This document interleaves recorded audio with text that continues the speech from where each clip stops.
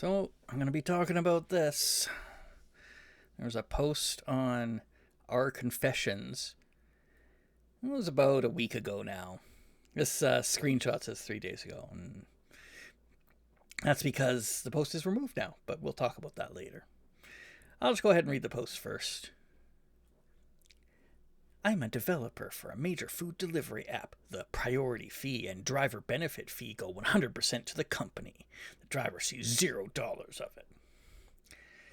I'm posting this from a library Wi-Fi on a burner laptop because I am technically under a massive NDA. A burner laptop? Okay. I don't care anymore. I put in my 2 weeks yesterday, and honestly, I hope they sue me. I've been sitting on this for about 8 months, just watching the code get pushed to production, and I can't sleep at night knowing I helped build this machine. You guys always suspect the algorithms are rigged against you, but the reality is actually so much more depressing than the conspiracy theories. I'm a back-end engineer. I sit in the weekly sprint meetings where product managers, PMs, discuss how to squeeze another 0.4% margin out of human assets. That's literally what they call the drivers in the database schemas. They talk about these people like they are resource nodes in a video game, not fathers and mothers trying to pay rent. First off, the priority delivery is a total scam. It was pitched to us as a psychological value add. Like I said in the title, when you pay that extra $2.99, it changes a Boolean flag in the order JSON, but the dispatch logic literally ignores it. It does nothing to speed you up.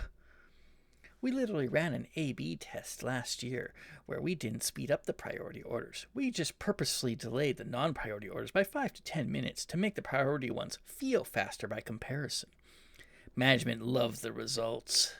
We generated millions in pure profit just by making the standard service worse, not by making the premium service better.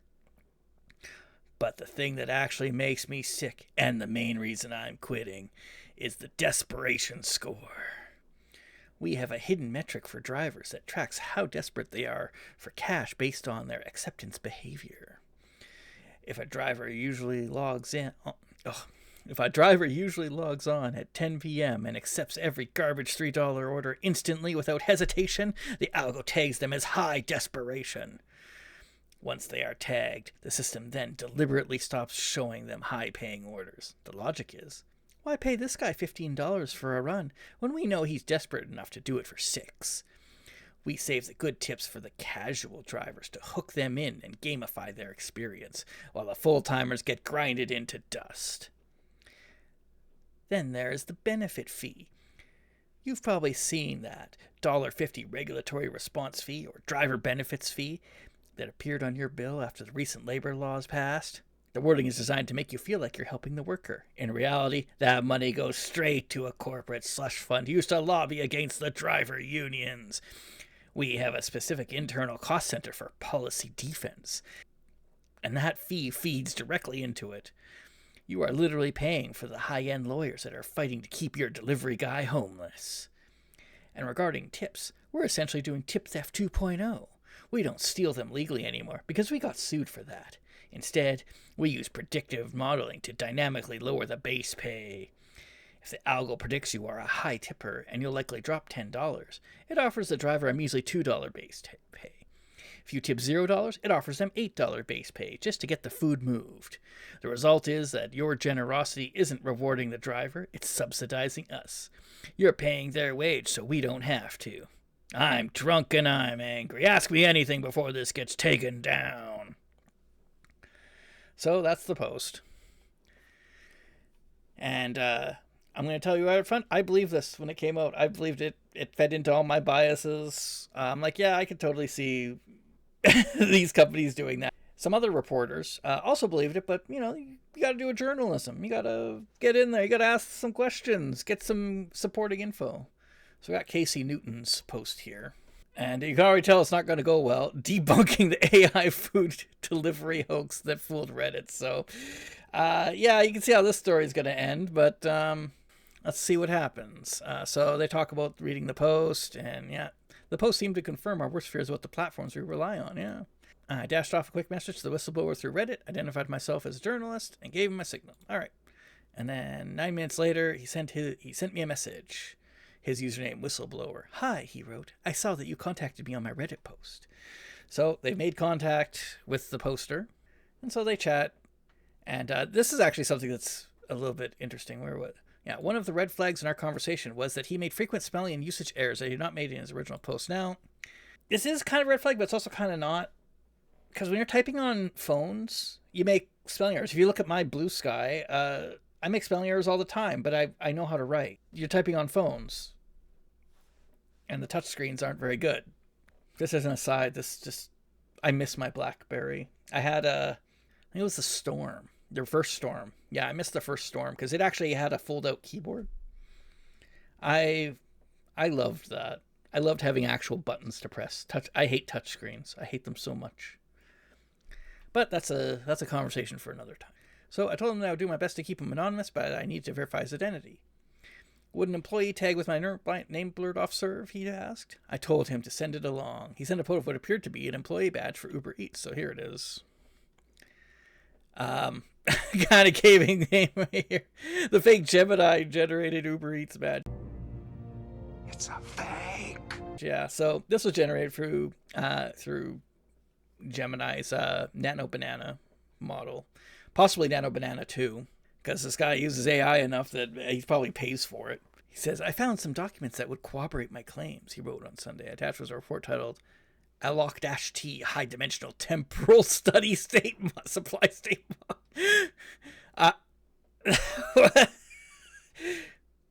Why would anybody name that? I haven't looked at the document, and I don't want to look through 18 pages of AI slop. It's just an AI generated document. Casey hopefully tells us it presented itself as the product of Uber's Marketplace Dynamics Group Behavioral Economics Division.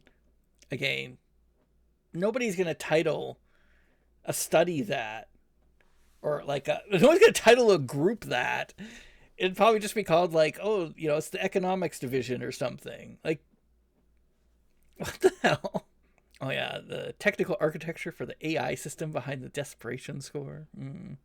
See, it also offered support for each of the other claims in the post, even when they had no obvious connection to the score. Yeah, we got to shoehorn it all in there. And they'd obviously done some research into Uber's other controversies, because they also have for example, it describes automated grayballing protocols for regulatory evasion, an apparent reference to Uber's old grayball tool for hiding itself from regulators. So I wish I could tell you that I immediately clocked the document as a fake. The truth is that it initially fooled me. Yeah. The document closely resembled many AI-related papers that I have read and perhaps half understood over the past few years. Dimly lit room holding a pile of documents. It's a fake. All of it. And I feel like the poster of this thing, they have a hang on this rhetorical technique of, and the longer I read, the more outrageous the document got.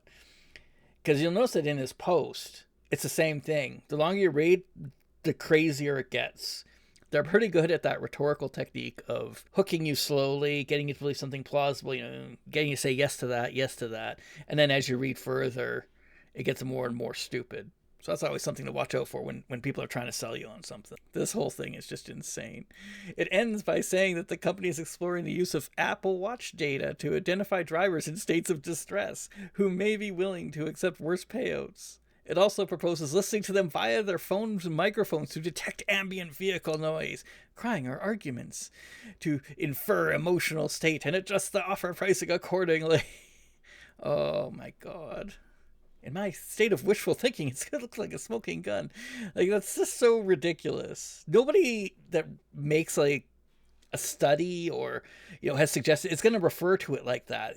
It would probably be something really, oblique. It would just be if I was a data scientist, I'm putting this together, this proposal together. I'm we could identify additional negotiation points using the phone's sensors to record ambient environmental cues or something like that. That's how it would sound. This guy was clearly trying to get himself published in some kind of article.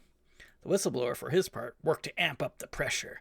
He had told me he had shared the document with other reporters, putting me into a competitive crunch. And this kind of stuff right here, this kind of is tipping the hand as well. If you really want to like blow the lid off something, you want as many people to share it as possible. You don't want people to, compete against each other. You want to be fully cooperative and get the story out. He asked when I thought I would publish. I asked him if he could point me to any of current or former coworkers of his who could help me understand the document better. Not really, he said. Yeah.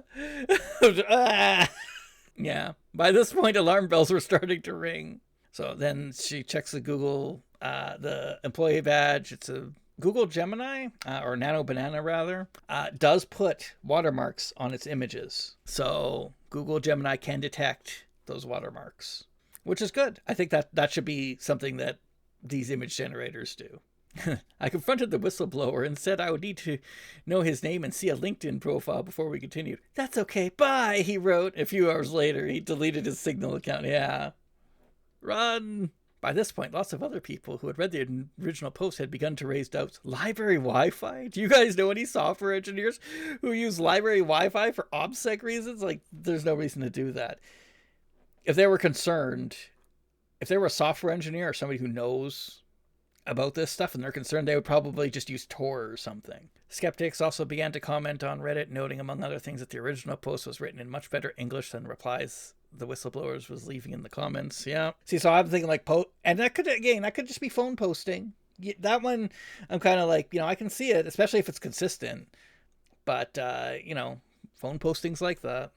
I shared the document he had sent me with a former ride-sharing company engineer I know, and he pointed out the various mistakes the whistleblower had made. Companies just don't talk like this or work this way, he explained. They run experiments and describe their findings in narrowly focused documents. They do not outline sinister plans for human exploitation and regulatory evasion in writing. Well, yeah, obviously, right? Because that would be really bad. If you have something that just flat out says it and then you get sued, you have to produce that document. That's terrible. So yeah, and then he goes on to talk about like being a reporter in this kind of environment, and how LLMs are being used more for this kind of thing. The whole article's worth a read. You can check it out in the description. But yeah, I wanted to share just a few things that I picked up on when I read this again.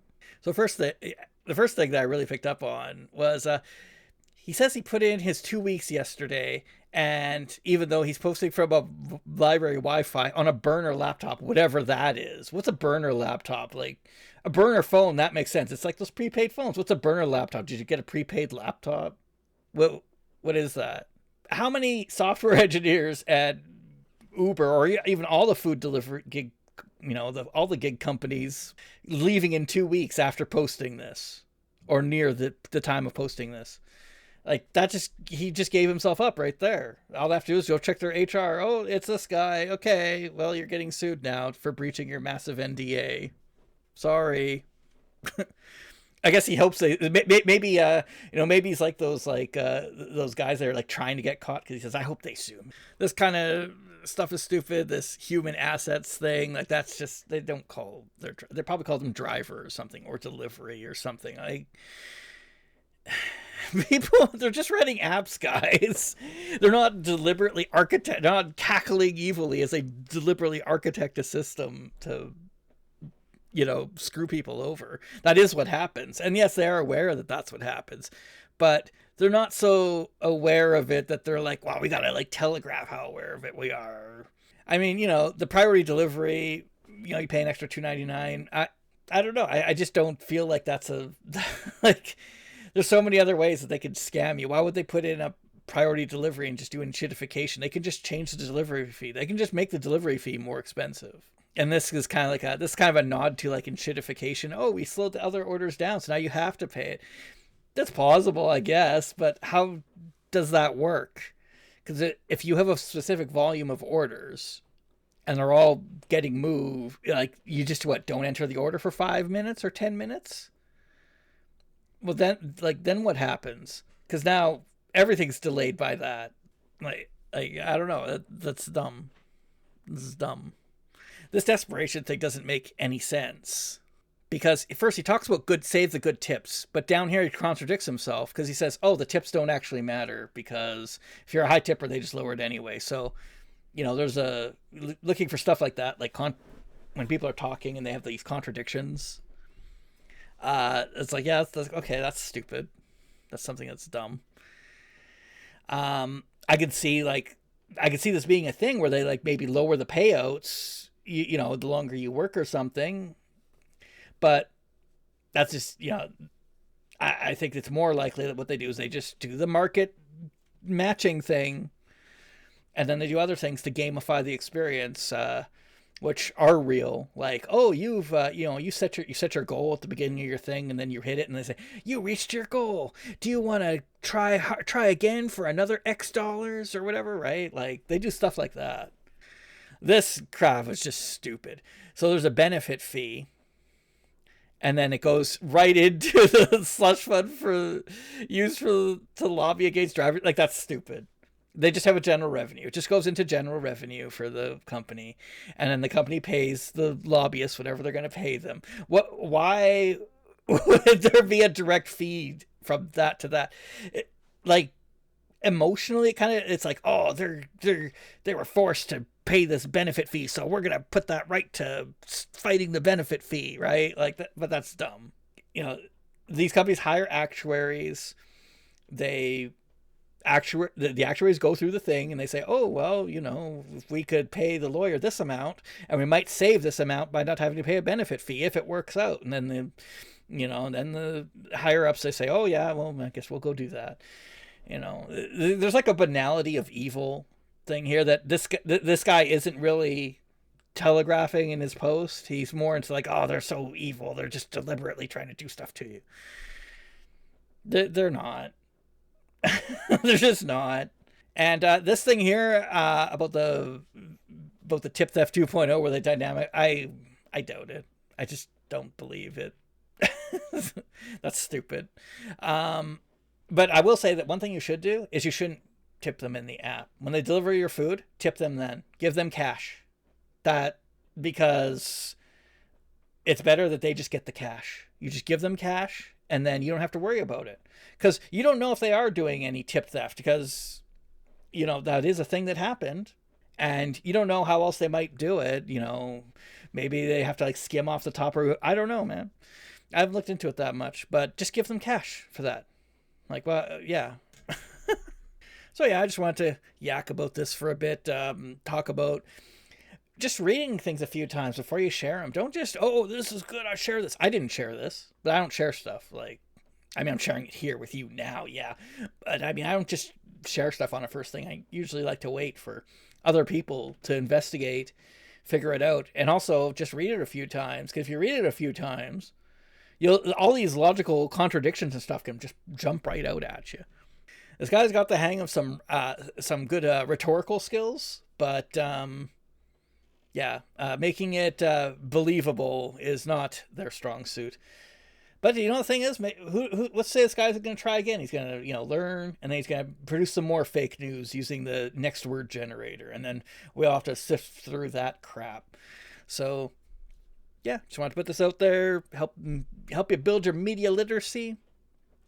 Get a little bit of media literacy in there.